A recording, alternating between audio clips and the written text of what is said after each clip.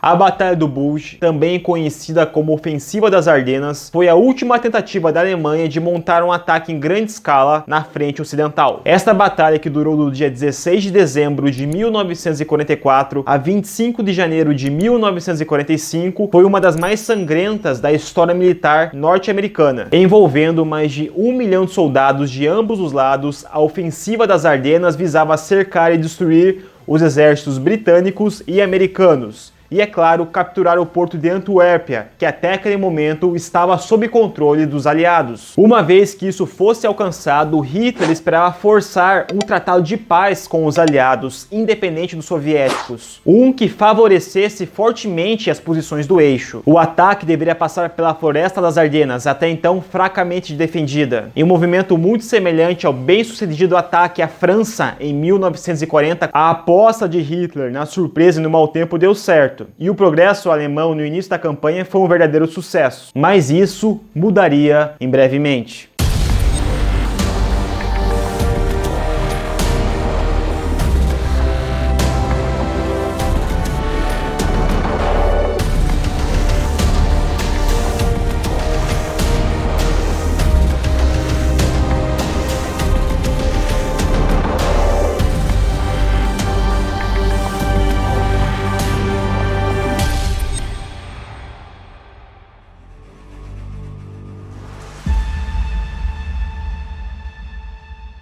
As forças aliadas saíram da Normandia e avançaram pela Europa muito mais rápido que o esperado, fazendo com que os exércitos superassem suas próprias cadeias de suprimentos. Pouco antes do início da ofensiva, as tropas aliadas estavam exaustas, com poucos suprimentos e espalhadas.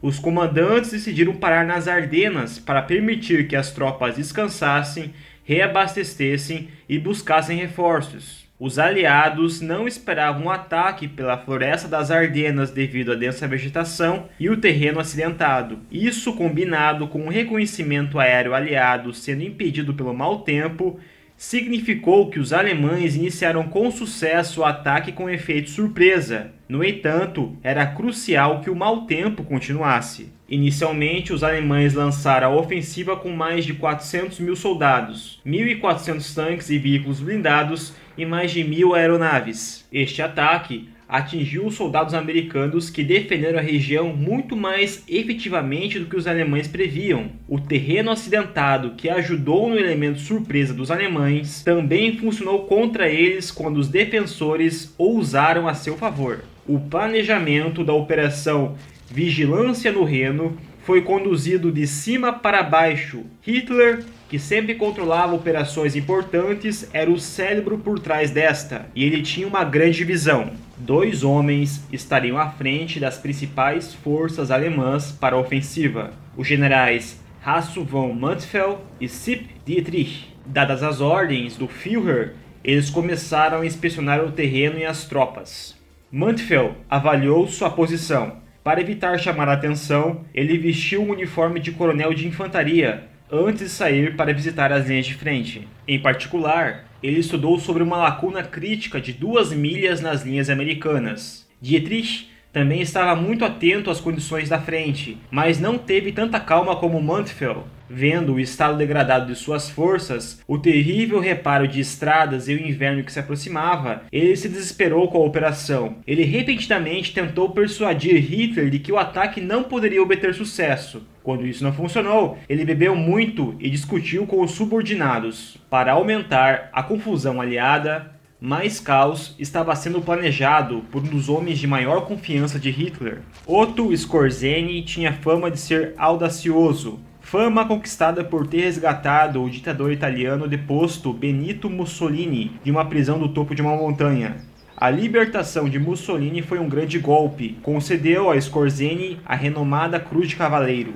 Em um plano criado por Hitler, o pitoresco tenente-coronel da Waffen-SS Skorzeny treinou uma unidade de soldados alemães que falavam inglês. Disfarçados em uniformes americanos roubados, eles estavam nas linhas inimigas criando transtornos e confusões. Na Operação Griff, os soldados alemães de Skorzeny se disfarçaram de americanos. Eles viajavam em jipes capturados e tanques camuflados com madeira. Os impostores cortaram linhas telefônicas e enviavam reforços americanos na direção errada. Faziam todo o possível para causar um caos completo. Neste clima de pânico, muitas pessoas no campo aliado achavam que tudo era possível. O impacto militar da Operação Griff foi quase zero, mas o impacto psicológico foi terrível, porque um boato se espalhou pelos exércitos americanos, dizendo que metade dos alemães que chegavam estavam vestidos americanos e falavam inglês. Então, o nível de suspeita e de desconfiança gerado naqueles primeiros dias foi uma grande vitória para Skorzeny. As tropas agrupadas por Skorzeny eram uma pequena parte daquelas reunidas para o ataque. Embora a visão original de Hitler de 600 mil homens fosse extremamente ambiciosa para o exército alemão, maltratado e mal equipado, apenas 400 mil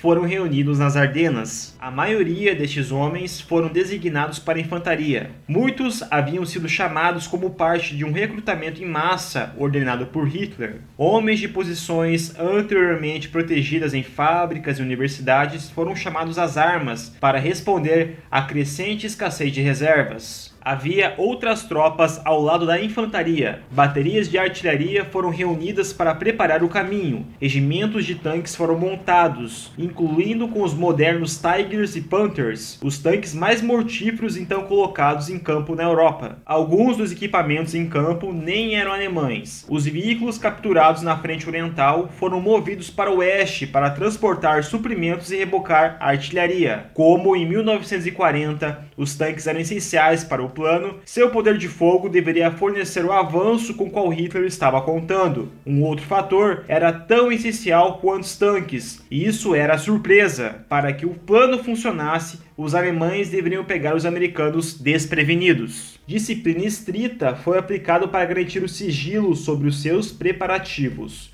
Os homens viviam escondidos sob o dossel da floresta. Eles não tinham permissão para acender fogueiras. Muitos tiveram que esperar que os cozinheiros entregassem suas refeições sobre o manto da escuridão. Para garantir que a disciplina fosse mantida, uma política de repressão foi seguida. Isso significava que a família de um desertor poderia ser punida em sua ausência. Cruzar os limites não libertaria um homem das consequências de suas ações. Mesmo entre os oficiais responsáveis, o sigilo foi mantido. Por ordem de Hitler, os detalhes do plano foram compartilhados apenas com base da necessidade de saber. Os homens receberam o que precisavam para fazer seus trabalhos e nada mais. Uma enorme quantidade de planejamento e recursos foram gastos na Batalha do Bulge, mas, em última análise, seria um fracasso. Nenhuma preparação poderia compensar um exército já esgotado, enfrentando um oponente com mais homens, mais recursos e mais liberdade de ação.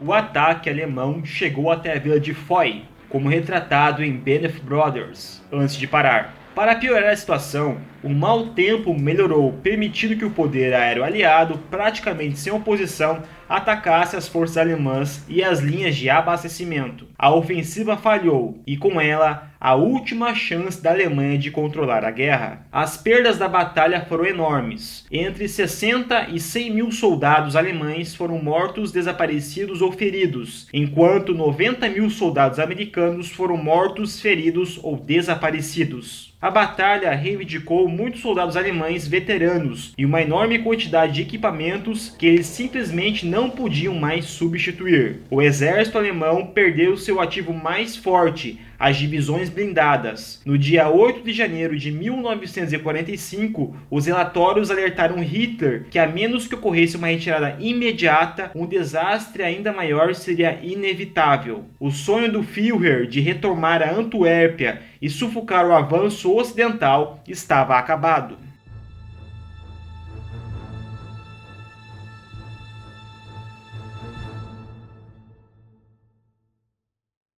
E se você gostou dessa história, fica aqui as sugestões de leitura sobre este tema. Na descrição deste vídeo deixamos os links de acesso direto a você. Fica aqui o nosso muito obrigado pela sua audiência, um grande abraço e até a próxima.